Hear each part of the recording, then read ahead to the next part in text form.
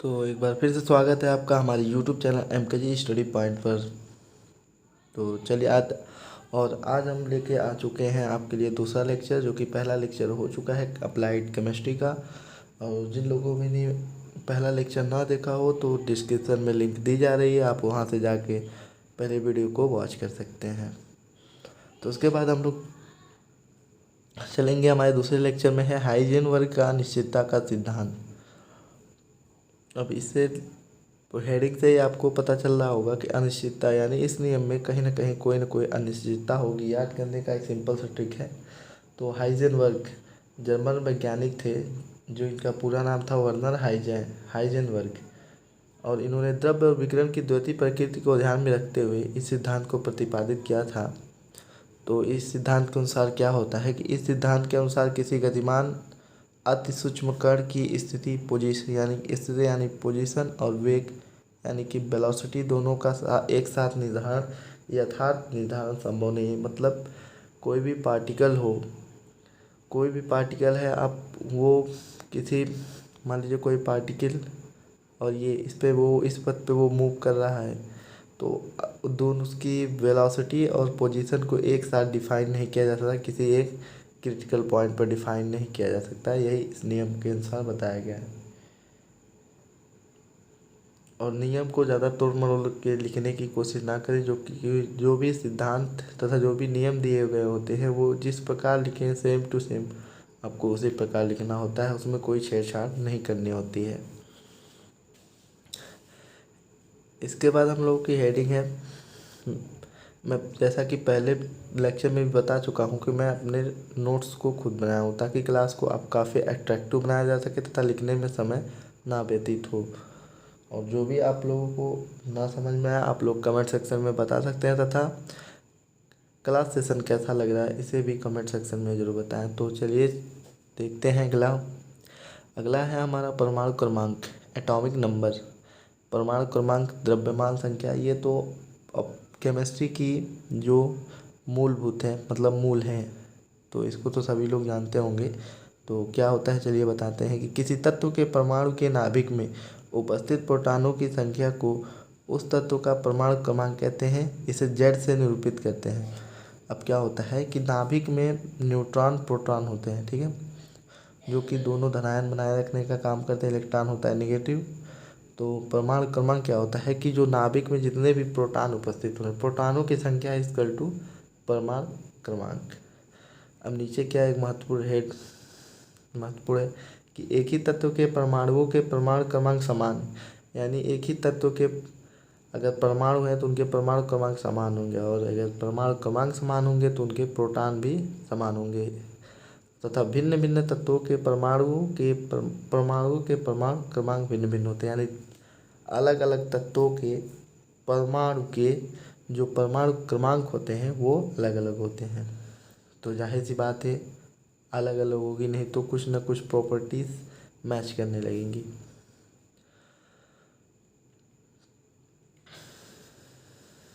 और यहाँ पे हमारा अगला बहुत ही इम्पोर्टेंट टॉपिक है समस्थानिक, आइसोटोपस, ठीक है। तो क्या होता है समस्थानिक कि किसी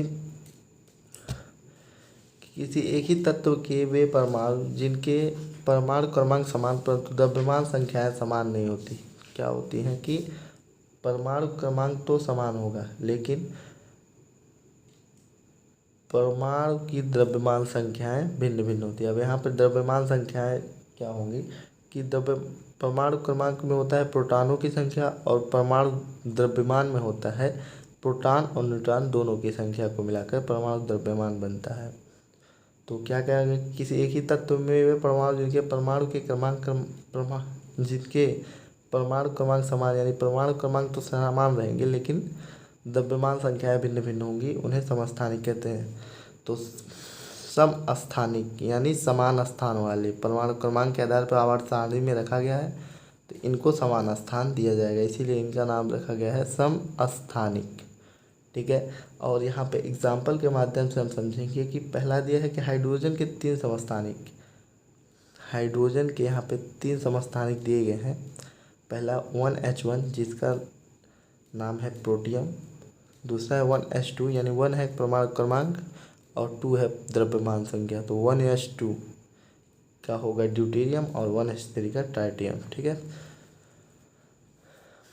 इसी प्रकार क्लोरीन के भी दो समस्थानिक पाए जाते हैं। क्लोरीन के दो समस्थानिक 17Cl35 एंड 17Cl37। एग्जाम्पल को याद रखें, परीक्षाओं में बार बार पूछा जाता है।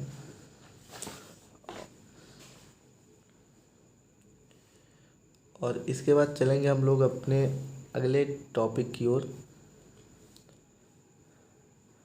हमारा अगला टॉपिक है समस्थानिकों की विशेषताएं।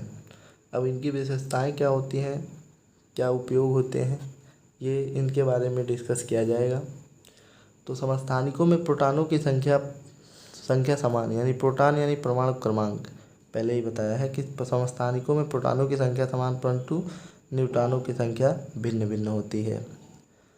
ये तो बहुत ही कॉमन चीज़ है, आप इसे समझ रहे होंगे। फिर दूसरा नंबर है कि इनके भौतिक गुण जैसे क्वथनांक, गलनांक, घनत्व। अब भौतिक गुण किन्हें कहते हैं, तो भौतिक गुण वे होते हैं जिन्हें मतलब भौतिक रूप से फिजिकल रूप से किया जा सके। अब देखिए जैसे क्वथनांक, गलनांक। क्वथनांक यानी पानी का, जैसे पानी का क्वथनांक 100 डिग्री सेल्सियस होता है, उबलना गलनांक होता है। 0 डिग्री सेल्सियस पर बर्फ गलने लगती है, जमने भी लगती है, उसके माइनस फिर उसके बाद घनत्व तो आदि और भिन्न होते हैं। तो भौतिक गुण जो होते हैं वो द्रव्यमान संख्या पर निर्भर करते हैं। सीधा सीधा इसका कहने का मतलब है कि जो भौतिक गुण हैं वो द्रव्यमान संख्या पर निर्भर करेंगे और जो रासायनिक गुण हैं उसके परमाणु क्रमांक पर निर्भर करेंगे।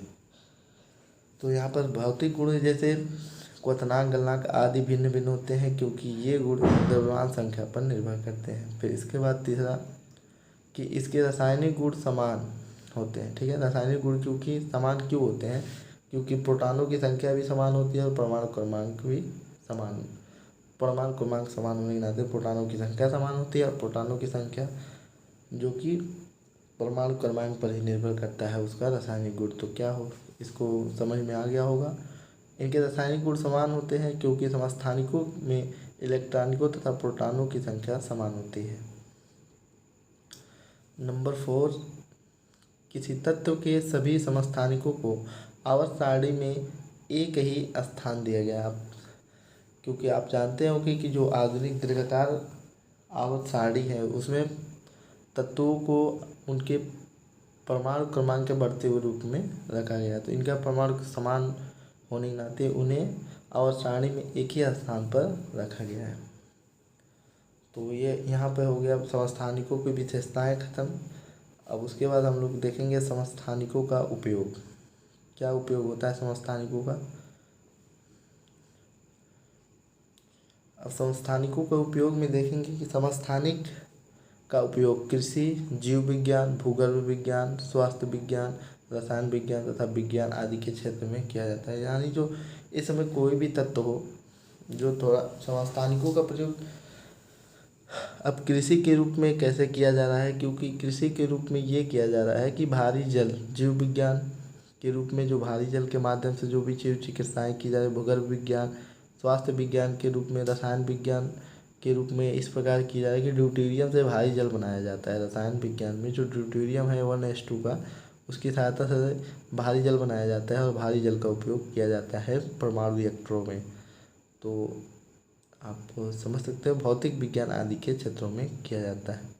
फिर दूसरा नियम है, मतलब टॉपिक नंबर दूसरा है, समस्थानिकों से उत्पन्न गामा किरणें विकिरण का उपयोग बोतल बंद खानों में डिटेक्शन में किया जाता है, यानी सुरक्षा में किया जाता है। जो बोतल बंद खाने होते हैं, मतलब जो अधिक दिनों तक सेव करने के लिए, उसमें समस्थानिकों से उत्पन्न जो गामा किरणें होती है, जो रेडियो एक्टिव पदार्थ हैं, उनकी गामा किरणों के विकिरण के माध्यम से उन्हें बंद खाद्य पदार्थों को कीटाणु से बचाया जाता है। ठीक है, डिटेक्शन किया जाता है। और नंबर तीसरा है कि चिकित्सा के क्षेत्र में प्रयुक्त तकनीक में समस्थानिकों का प्रयोग किया है। तो चिकित्सा के क्षेत्र में किस प्रकार प्रयोग हो रहा है, इसमें पहला ऑप्शन है कि आयोडीन 131 का प्रयोग घेंघा रोग के उपचार में किया जाता है। जो आयोडीन का समस्थानिक है उसका प्रयोग हम घेंघा रोग के निवारण में कर रहे हैं। अब समस्थानिक पढ़ लिए तो उसके बाद आता है हम लोगों का समभारिक भी। तो ये दोनों अक्सर इन दोनों में अंतर पूछता है, तो मैं इसको आपको दोनों लाइन बाय लाइन बता रहा हूँ। आप उनकी विशेषताओं उनके गुणों के आधार पर अंतर कर सकते हैं। तो पहला अंतर तो इनके डिफिनीशन से हो जाएगा। तो चलिए, जब अंतर अगर आप लोग लिखिएगा ना समझ में आए तो कमेंट सेक्शन में बताइएगा, मैं अंतर को भी बता दूंगा। तो समभारिक क्या होता है कि भिन्न भिन्न तत्वों के ऐसे परमाणु क्रमांक, मतलब ऐसे परमाणु जिनके परमाणु क्रमांक तो भिन्न होते हैं परंतु द्रव्यमान संख्याएं क्या होती हैं, समान होती हैं। क्या होती है, सब परमाणु संख्याएं द्रव्यमान संख्याएं समान होने के कारण है समभारिक कहलाते हैं। और एग्जाम्पल के माध्यम से कुछ समभारिकों के एग्जाम्पल भी दिए गए हैं, जैसे 18 AR 40 एंड 20 AR 40, ये दोनों आर्गन के समस्थानिक हैं। और दूसरा है 6, ये कार्बन के समस्थानिक 6 6 12 और 6 14। और इसमें भी कार्बन 14 का उपयोग तो आप लोग जानते हैं कि जीवाश्म ईंधनों के उम्र का पता लगाया जाता है। कोई भी प्राचीन वस्तु हो उसकी कितनी एज हुई है उसका पता कार्बन 14 के द्वारा लगाया जाता है। तो इसमें सीधे चलेंगे हम लोग समस्थानिकों की विशेषताओं पर। तो समस्थानिक की क्या विशेषताएं हैं, तो समस्थानिक की विशेषताएं हैं समस्थानिक नहीं, समभारिक की क्या विशेषताएं। समस्थानिक की विशेषताएं तो हम बता चुके हैं। अब समभारिक की क्या विशेषताएं हैं कि समभारिकों में प्रोटॉन तथा न्यूट्रॉनों की संख्या सदैव भिन्न भिन्न होती है। जो समभारिक होते हैं उसमें प्रोटॉन तथा न्यूट्रॉनों की संख्याएं सदैव भिन्न भिन्न होती हैं, क्योंकि प्रोटॉन और न्यूट्रॉन सेम हो जाएंगे तो वो समभारिक में चला जाएगा, समस्थानिक में। और दूसरा पॉइंट है, समभारिक तत्वों की द्रव्यमान संख्या समान होने के कारण उनके भौतिक गुण समान होते हैं। दो क्लियर कट उदाहरण इस प्रकार याद हो जाएगा कि भौतिक गुण जो होता है, पदार्थ का जो भौतिक गुण होता है, मतलब किसी तत्व का भौतिक गुण उसकी द्रव्यमान संख्या पर निर्भर करता है, और जो तत्व का रासायनिक गुण होता है उसके परमाणु क्रमांक पर निर्भर करता है। जो कि ये दोनों टॉपिक क्लियर हो जाना चाहिए। इसके बाद आता है हमारा चौथा, आवर्त सारणी में समभारिकों के तत्वों को अलग अलग स्थान दिया गया है। तो मैंने आपको समस्थानिक के प्रयोग में बताया था कि जो त्रिकाकार आवर्त सारणी है उसे परमाणु क्रमांक के बढ़ते हुए रूप में रखा गया है। तो इनके परमाणु क्रमांक भिन्न होने के नाते इन्हें अलग अलग स्थान दे दिया गया है। तो वीडियो को यहीं तक रखते हैं, उसके बाद मिलते हैं अगली वीडियो में। तब तक के लिए धन्यवाद। और जो भी लोग हमारे चैनल पे अभी नए हैं तो प्लीज़ सब्सक्राइब कर लें, क्योंकि हमारे इस चैनल पर आपको अप्लाइड केमिस्ट्री की नोट्स, अप्लाइड मैथ्स की क्लासेस तथा अन्य अपडेट्स भी दी जाते हैं। धन्यवाद। तो ज़्यादा से ज़्यादा लाइक करें।